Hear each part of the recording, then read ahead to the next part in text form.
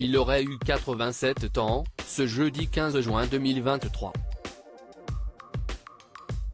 Claude Brasseur est décédé à l'âge de 84 ans, le 22 décembre 2020.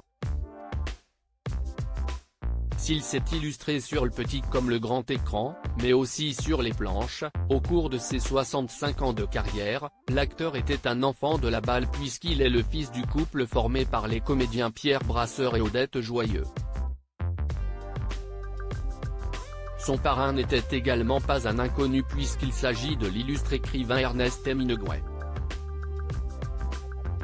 Je n'aimais pas trop l'embrasser.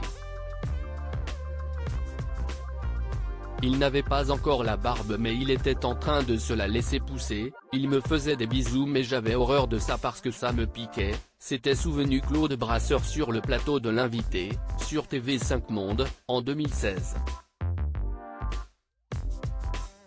L'auteur de Paris est une fête était un proche ami de son père, si bien que ce dernier n'hésitait pas à lui confier la garde du petit Claude lorsque son emploi du temps professionnel l'exigeait. À l'époque, on tournait beaucoup l'été à cause de la lumière. Les pellicules et les caméras étaient plus sensibles. Mon père avait téléphoné à Ernest en lui disant « Écoute, je ne peux pas m'occuper de Claudie. Est-ce que tu peux t'en occuper pendant les vacances ?» Et hop, il m'a embarqué dans sa bagnole, avait également raconté l'interprète de Jackie Pique dans la saga Camping. Claude Brasseur, une dynastie d'acteurs avec son père Pierre, et son fils Alexandre. Quand Claude Brasseur évoquait les cicatrices de son enfance, si ces périodes de tournage lui ont permis de passer du temps en compagnie de son célèbre parrain, Claude Brasseur a en revanche souffert de l'absence de ses parents.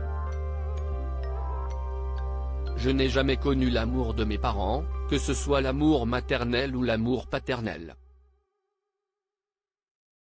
Ils ne se sont jamais occupés de moi, ils avaient bien autre chose à faire, a-t-il notamment confié par écrit dans son autobiographie, parue en 2014, et intitulée Merci. Brasseur, père et fils, maison fondée en 1820. Le comédien y était revenu à plusieurs reprises sur son enfance et son adolescence qui n'ont pas été très agréables à vivre et restent comme des cicatrices, avait-il alors précisé. Article écrit en collaboration avec 6 Médias.